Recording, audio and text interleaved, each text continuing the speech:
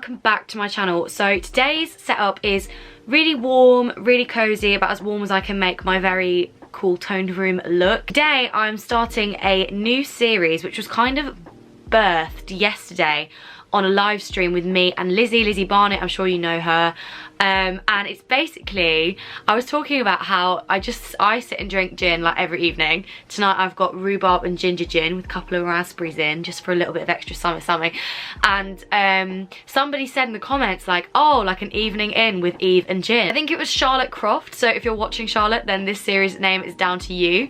But welcome to the first episode of An Evening In with Eve and gin. I don't know why my face is so red. I'm hoping that this won't come up like when I come to edit it. This is supposed to be like really natural, like I've got zero makeup on and I'm just wearing like casual clothes and I'm in like a really casual setup, but I'm aware that I look a bit flushed. I think it's because my room is quite hot.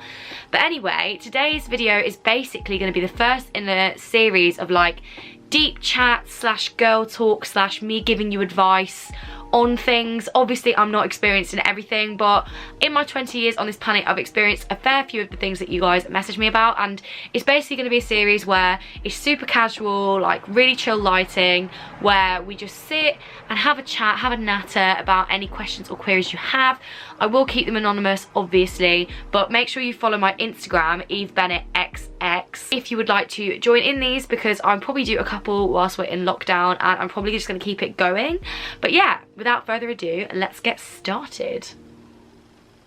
This gin is incredible. Like, this is, oh, it's easily in my top 5. I could do a whole video on my favourite sorts of gins. Make sure you give this video a thumbs up, by the way, if you do enjoy it, and comment down below if this is something that you would like to see more of, because obviously I live to serve and I want to do what you guys want to see. So, okay, so I've been on the gram and I have a lot of questions. I'm going to try and answer as many as I can, as quickly as I can, so we can get through a fair few. But if I don't answer your question, then it doesn't matter, because I'm hoping to do various ones of these videos, so it should be cool. Okay, so I'm going to work backwards, I think. So the first question is the lowest moment you had in the last month. That's really difficult. Okay, so what day are we on now? So like the 27th of March, 28th of March. So basically March. Generally March was all right at the start. It was just a bit of a weird month really, because we were like winding down to the end of term. And it was just really like weird because everything was cancelled and everything was shut. So it was a bit of a weird time in terms of like, I don't really know how I was feeling. Like, I wasn't exactly feeling high. Like, it wasn't like the end of term where you just go out and party, because we couldn't really go out and party. But I also wasn't feeling low because the gravity of the situation hadn't yet like hit me.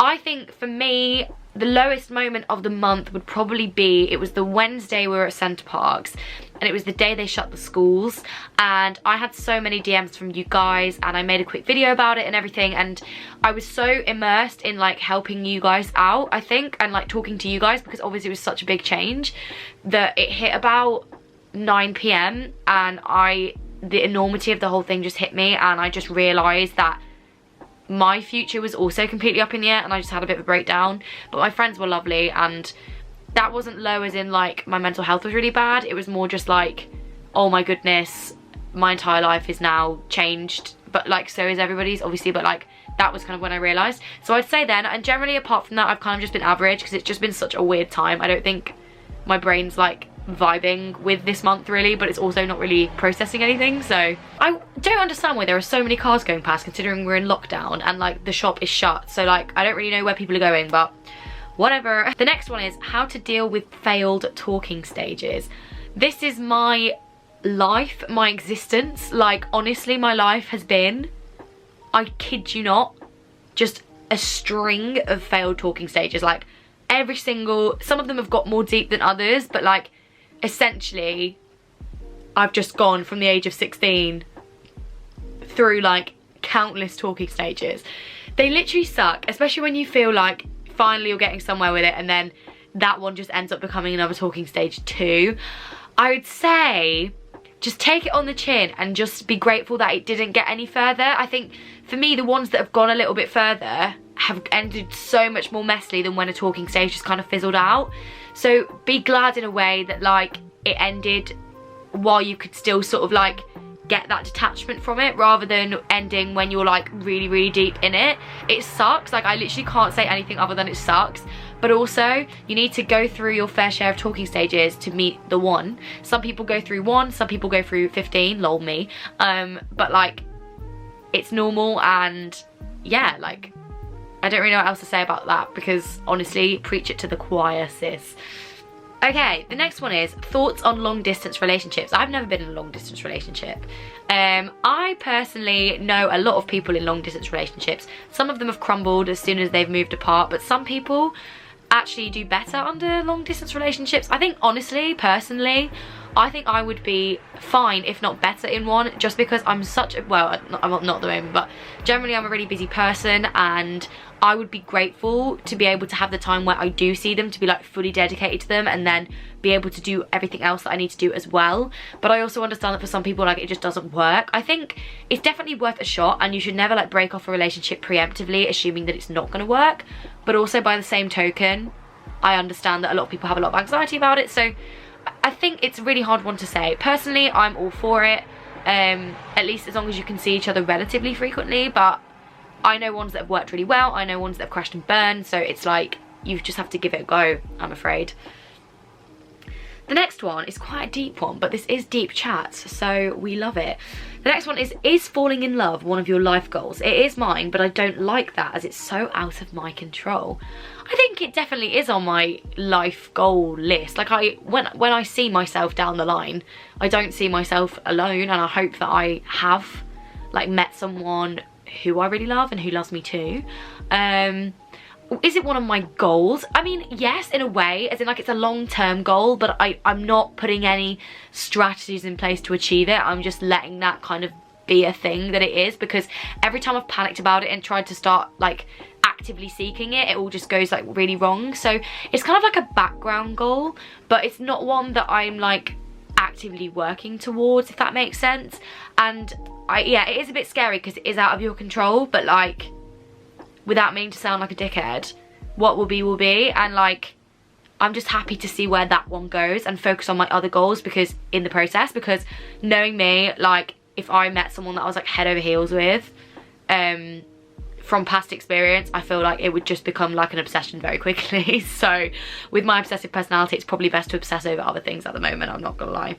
The next one is, how do you friend zone a guy nicely? Without meaning to sound like a twat, I have been in this situation multiple times. I complain about being single a lot, but I also have done my fair share of friend zoning. I have also been friend zoned, like, just to say, but this is something I do actually have experience in, because if someone likes me and I don't like them back, which is more often than not the case, which I hate because my brain is the worst, then I've kind of got used to being able to do it without being a dick. My number one thing for this is don't lead people on. Like, just don't do it. Like, as soon as you know that on that side it's more than friends, make sure you're honest and upfront with them. For me, honestly, honesty's always just been the best policy. I've genuinely just said to someone, like, I really like value you as a friend, and I hope that that's okay, that I don't want it to go any further, and please don't let this like compromise the friendship. Like, I understand like that it's like, I'm sorry that it is that way, but it just is. And like, most people, like 9 times out of 10, they will 100% understand, and they will be like, yeah, oh my god, fair play, like, understood, let's go back to how we were before. But you know, obviously it is difficult. Just don't be an arse about it. Essentially, don't just be like, oh my god, yeah, I know, I'm so amazing that, like, of course you fall in love with me, how could you like, do you know what I mean? Like, just be like, I'm so sorry that I don't reciprocate those feelings, but feelings are feelings, and like, there's not really much you can do about that at this point, like, other than just be honest. Honesty is definitely the best policy when it comes to something like that, like 100%. The next one is, I like someone I kind of don't want to like, but I can't help it. What the hell is going on? This is another weird situation, is when you are like fully just living your life, and then someone that you really shouldn't fancy, you start to fancy. I've also been in this situation. The best way to deal with this is to like literally think, why shouldn't I fancy them? So whether it's they've got a significant other, or like I don't know, like Pride and Prejudice shit. They're not like a societally suitable match. I don't even know, like whatever the reason is why you shouldn't fancy them, just every time you feel the feeling, just repeat that to yourself in your head, and eventually your brain will be conditioned to be like, oh well, there's no point in fancying them because it's not going to go anywhere. Like, you know, if you know it's not going to go anywhere, it's a lot easier to control. I find anyway. The next one is, how do you visualize yourself 10 years from now? So 10 years from now I will be 30. Right, I think that deserves a big swig of gin. That's a big pill to swallow. And where do I visualize myself? Gee whiz. Okay, so I hope I'm in a career that I enjoy. Probably not YouTube. I wouldn't have thought, not because I don't enjoy YouTube, I just don't know if this is like what I want to do long term. I hope I'm married by 30, if I'm honest with you. I'd like to be married. Kids, maybe not yet. On the way, but hopefully not quite yet. I don't think I want to have kids for at least another decade. I don't think I'm physically ready to raise a child. And I kind of just want to enjoy my 20s before that. But again, like, it's really hard because I don't really want to set out in stone, because I mean, I had the next 3 years set out in stone and now it's been completely wiped off the table, and like, it's just proving to me that it's probably best not to think too far ahead.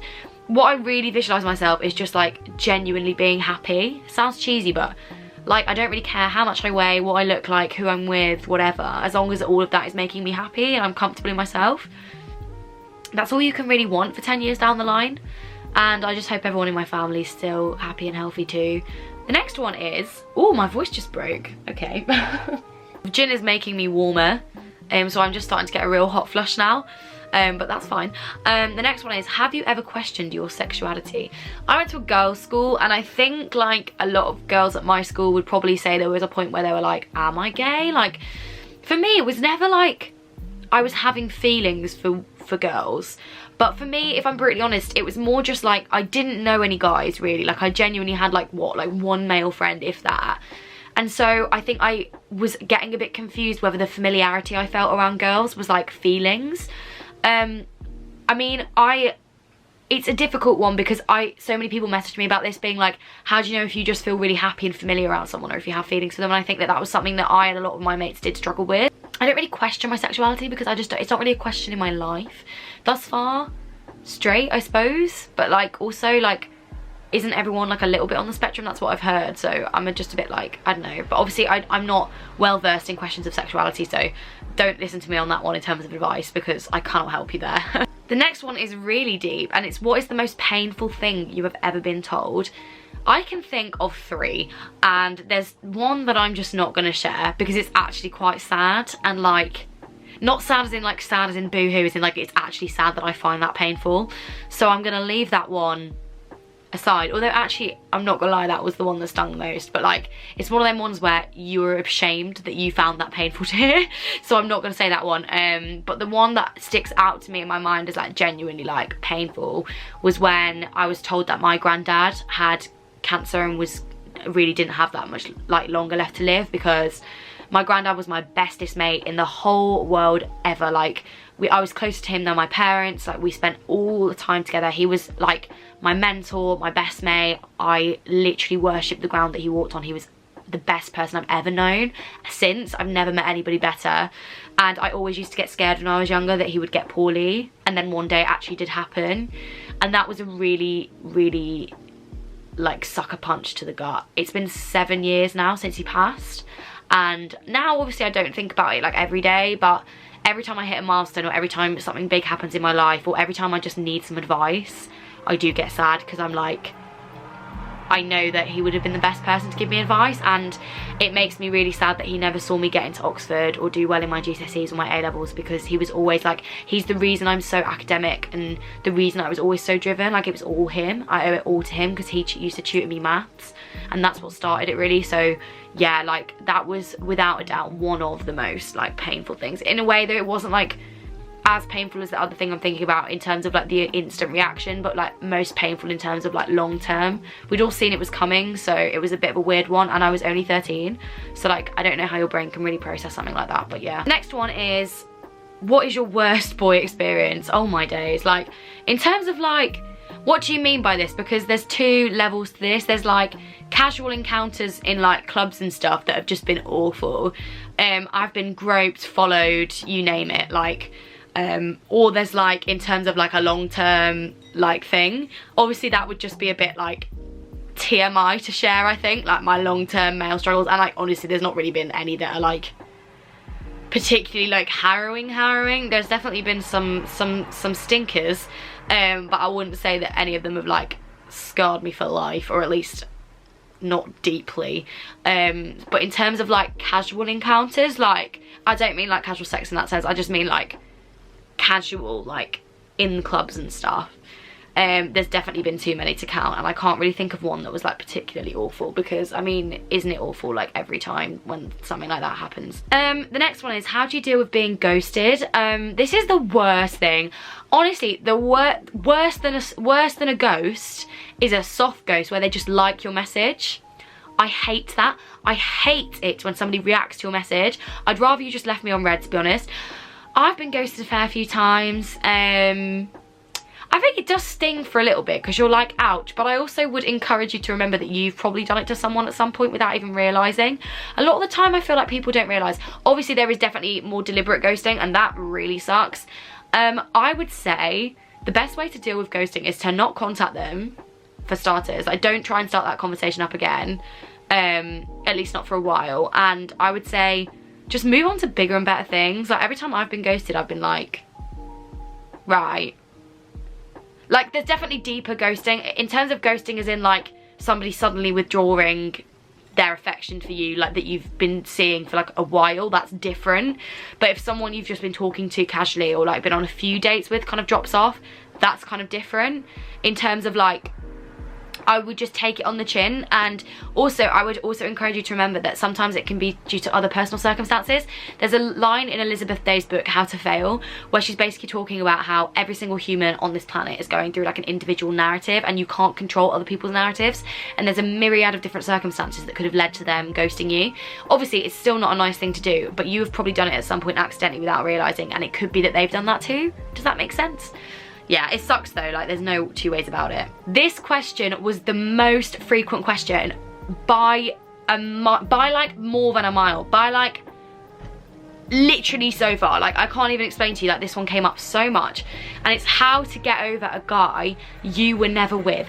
Can I just say, like, for starters, I'm so glad that that was such a frequent question, because sometimes you sit there and you think, am I actually a psychopath being upset over someone that I didn't date? Because genuinely, I feel you. Like, get the tiny violin out, because I feel you so much.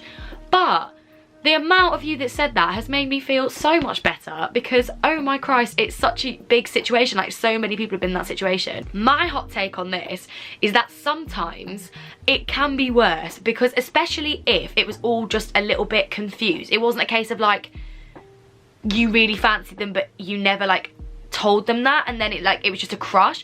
When like it could have happened, and it might have happened had other things not happened, but it didn't happen, that shit actually, like, I can't even say to you, like, other than the fact that it is just the worst thing ever, because you're never gonna know what it would have been like. You never got the satisfaction of knowing what it was like to be with them, and so your brain is just left wondering like what could have been, which I think in a way is worse than when you've got with someone, or like it's been a thing, and then in that way at least you've got the memory and like you got the good bit out of it, rather than the bit leading up and then nothing else. For me personally, the ones that have been harder to deal with have been the ones where it never happened. Like, the ones where something has happened has been easier for me to deal with, because like I've been there, done that in a way, and like it's kind of easier to get a bit of closure. I don't know how to answer this, because if I'm brutally honest with you, I am the worst at it ever. And when it happened to me, it took me a hot sec to pick myself up and dust myself off. Granted, I was like in a really bad place anyway, and I think now I'd be better equipped to deal with it, but like if it gets quite deep, like, I don't know what to say to you other than it sucks. It really does. And God, oh God, this is awful. Like, this question just like, My heart is breaking for every single one of you out there. You know what, I can't say anything because I think you just need to let yourself grieve it. Like, just let yourself grieve the fact that it never did happen, and you probably built it up in your head, and like you had such an idea of what it could have been like. And honestly, 9 times out of 10, like, it probably would have been great. Like, if circumstances got in the way, it could have been awful.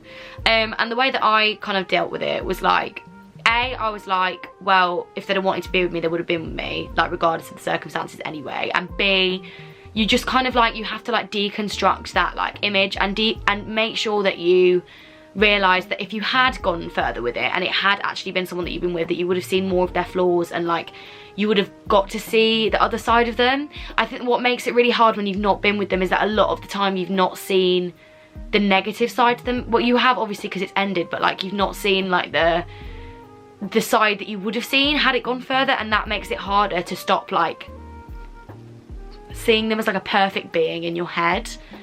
And for me, it was always like, if you ever find yourself romanticizing like what went before or what could have been, which granted we all do, I am guilty of to this day, you just have to like remind yourself of like that. It sounds horrible, but like remind yourself of their less flattering aspects and be like, why wouldn't it have worked? Why did it end the way that it did? Why did we never end up together? Like all of these things, like try and just look at the circumstances surrounding it, but let yourself grieve. I feel like I've really not given good advice in this situation, because genuinely, if there's one question I can't give advice on, is this, because who knows.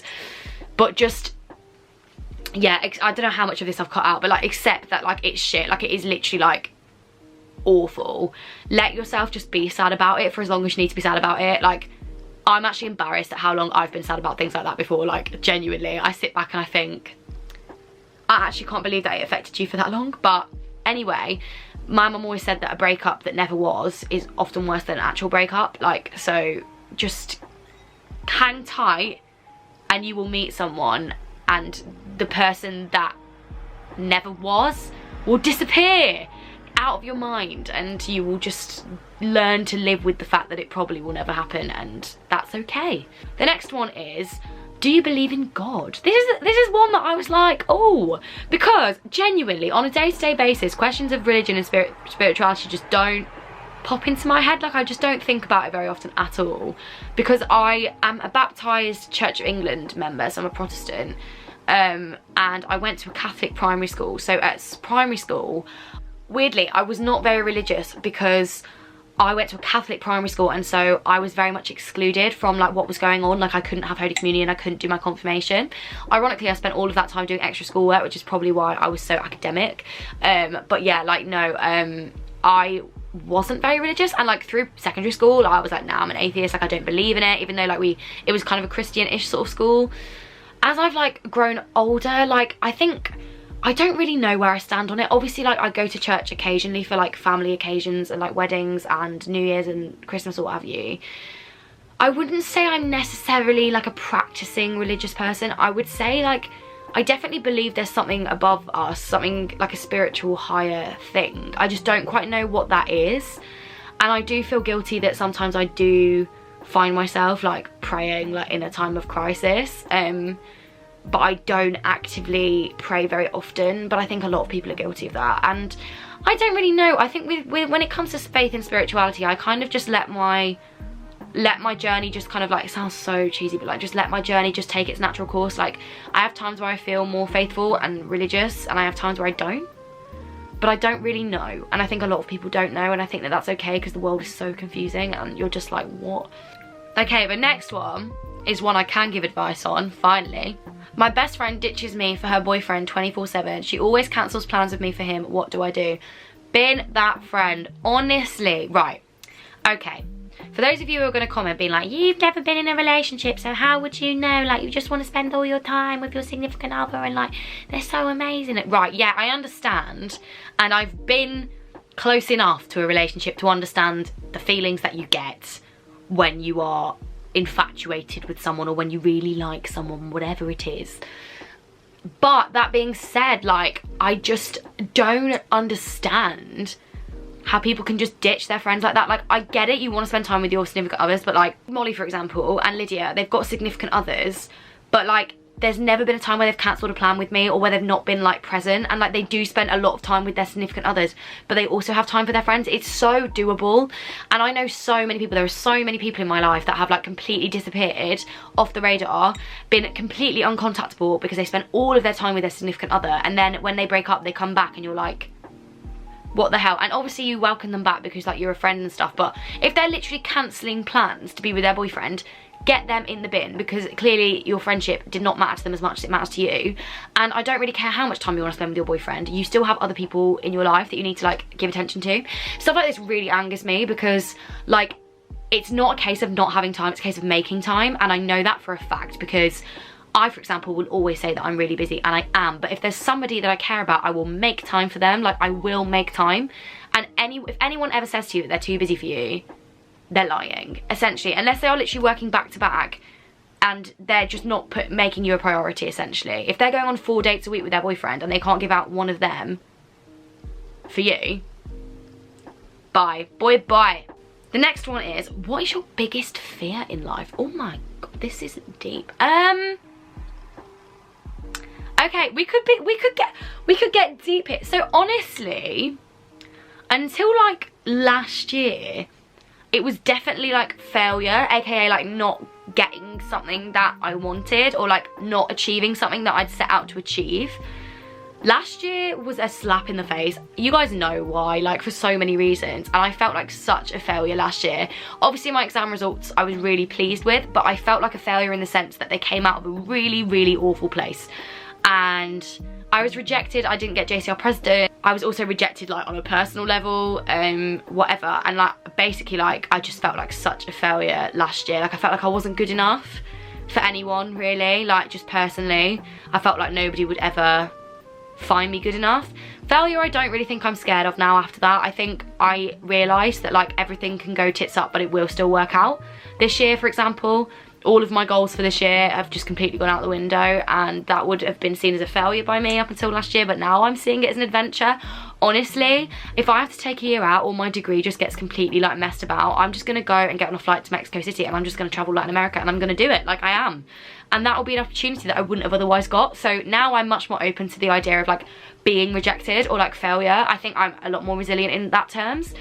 I think now, it sounds really cliche and it's like the most like, oh my god, like be a strong independent woman, but like I think my biggest fear is just never having someone love me, which sounds so deep, like don't need to get deep about it. It's more just like having someone care about me the same way that I care about them. Like I've definitely had people care about me for sure, but it's never been quite enough. Like I've never been quite enough to be someone's like number one. Like I just would love to be someone's number one, essentially. Like I've never been someone that's, every talking stage I've had, or like every person I've ever seen or talked to, like they've never wanted to like make it official or anything, like be it because I intimidate them or like because like I'm just not their priority, and like I'm just not quite enough to make them want me to be their priority, which sucks.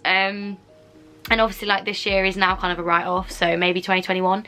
But I think my biggest fear is not like dying alone per se, but also less just like never having had anyone be like, I choose you. No one's ever said that to me. Like no one's ever, people have definitely come close and I've been like, oh my gosh, people have done nice things for me. Or like I've been their priority for like a hot sec, but it's only ever for a hot sec, and then something else is more important. And like that sucks. It's happened to me a couple of times to a greater or lesser degree. And like don't get the violins out for me, like it's like I'm sure it will happen eventually, but I don't know what that feels like. I don't know what it feels like to somebody to have like to surprise you on a lovely date, or like to check on you above everybody else, or like anything like that. Like that's never happened to me. I don't know why, clearly just unlovable. But yeah, that's my biggest fear for sure. Which is quite sad, but there's deep chats, so can't believe I'm putting this on the internet, but the gin is making me talk. Oh, the next one is a bit more of a light-hearted one. How do you hide a camel toe? They're so embarrassing. I have a top tip for this. So you know panty liners? You know like the little ones that you wear like not when you're on your period but like in between? If you wear one of them, you don't have a camel toe. Thank me later. Thank me later. The next one is, do you care about your body image a lot? I used to a lot. If you guys go watch like some of my other videos, I talk about how I used to struggle with like compulsive calorie counting and like compulsive weighing and like basically just sort of like ED tendencies. which were never fully diagnosed, but like I definitely had an eating disorder because like it was actually so bad. I used to weigh, I think at my lowest point I weighed like 6.5 stone, which for someone of my build is like ridiculous. I don't know what I weigh now because I genuinely haven't weighed myself in like 2-3 years. Like I don't really know what I weigh. I definitely have times where I'm feeling a bit pudgy, but that's more just like in myself, like not feeling good, like I just feel a bit sluggish. I'm happy with my figure now. Like I've come to terms with it. Like I actually quite like it a lot of the time, and when I'm in shape and I'm feeling good and like trim and like tight and I've been working out and exercising and walking a lot, I'm fine. I used to have really bad body dysmorphia, so I would see my body really differently to what it actually looks like. I'm definitely getting better with that. I still struggle with it sometimes, but I'd say I'm in a good place in my body image now, purely because my body's kind of settled. Like it is kind of where it's meant to be now. It's like, so now I'm kind of just, I've got what I've got, and that's easier for me to cope with than before. Does that make sense? I don't know. The next one is how to stop obsessing over a guy that you know doesn't like you in that way. Hold on, I'm trying to think if this has ever happened to me like properly. I don't think I've ever obsessed over somebody that didn't have at least some feelings for me back. I've had crushes on people that haven't liked me back, but I've never been like infatuated with someone that hasn't at least like, there's been like a level of reciprocation. So I don't know. I would say my friend's advice is always like, to get over someone you have to get under somebody else, but obviously that is such bad advice in a way. But like I kind of get where they're coming from. Like try and distract yourself with your friends and stuff, and just try and see what else is out there. Like just be open to other things. The best way to get over being obsessed with someone, I think, is to be open to new connections, and to not let that obsession with someone like stop you from forming new connections, because eventually you'll form a new connection and the obsession will start to fade, and that can take like 6 days, 6 weeks, 6 months, who knows. But I'd say just be open and accept the obsession, but every time like their name comes into your head or their face, like just be like, not today, Satan. And eventually your brain will get sick of you being like, not today, Satan, and it will go. The next one is, would you ever propose to a guy? I fully would propose. Like if I was in a relationship and I thought like it was inevitable that we were gonna get married and like I wanted to propose to them, I fully would. I think I'd quite like to be proposed to, I won't lie. Just because I find the whole ordeal quite stressful, and I feel like somebody else organising it would be great. But I would never rule out me doing it, ever. No, absolutely not. And the last question is from my college daughter. Why does Ellie Collins always get fucked over by boys? That is a universal question that can be applied to all of us. So cheers to being fucked over by boys. Cheers to girl chats, to gin, to this amazing gin, to this candle which smells very nice, and to lockdown, because isn't this a weird situation we're all in? Anyway, I uploaded this video a little bit later in the day. I think I'm probably uploading it about 5 or 6 PM. Let me know if this is a better format for you guys, if you like for these videos, because obviously it's like an evening video, so it's like a chill, chatty video. Normal videos will obviously be up at 10 AM on a Saturday or a Sunday. But I'm kind of like vibing with the late night chats, especially because everyone's got a lot of free time at the moment. So yeah, let me know if you enjoyed this video. If you did, give it a big thumbs up. Comment down below if you have any ideas of how I could like develop this format further, anything else you'd like to see. And yeah, okay, I'll see you later. Love you lots. Goodbye.